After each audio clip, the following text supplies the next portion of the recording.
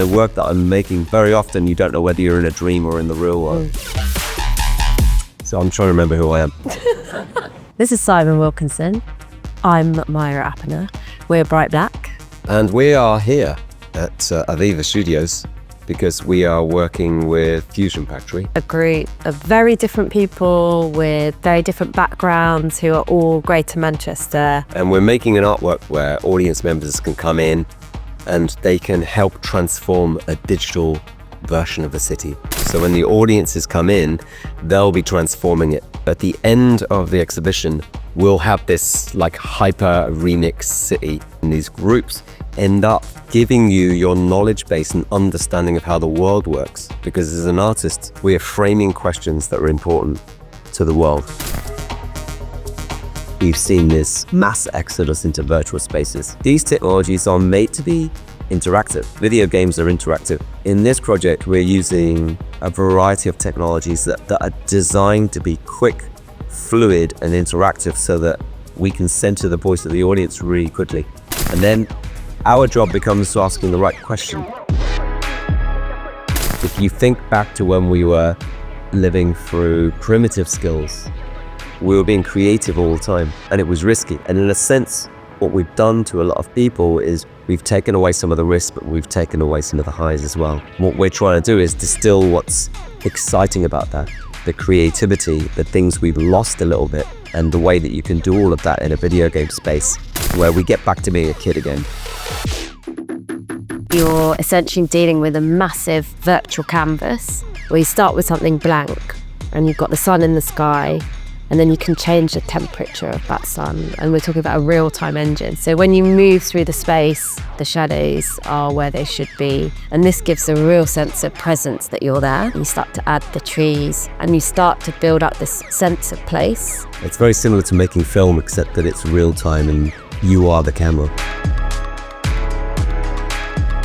If you can get people to make things with their hands, then they can create anything. We have a 3D scanner, so we can look at what we can build with plasticine and then 3D scan it and then bring it into the world so you get these more organic shapes. And the fact that they can see very quickly something go from a physical, real-world thing into an on-screen thing, that's the sort of dopamine release. And we basically do something called rigging, which is to take that character, tell an AI where the wrists, the elbows, the knees, the groin, the chin is, so it maps it to a humanoid skeleton.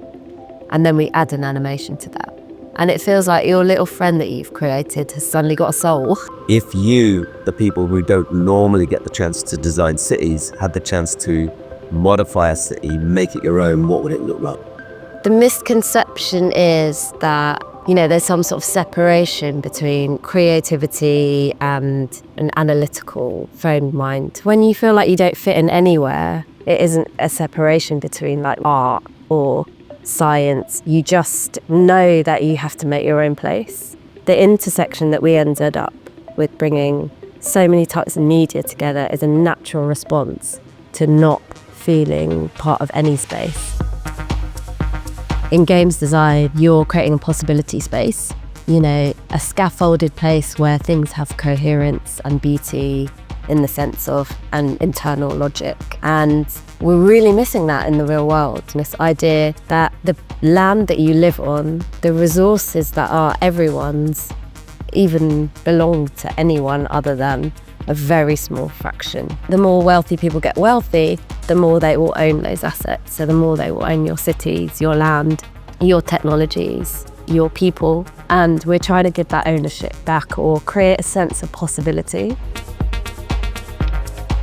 If you think about the steps you need to do, we can achieve like scale, we can tour with 2 laptops in a suitcase, we have really low overheads. This opens up the arts for people who don't have the resources. The moment is bare.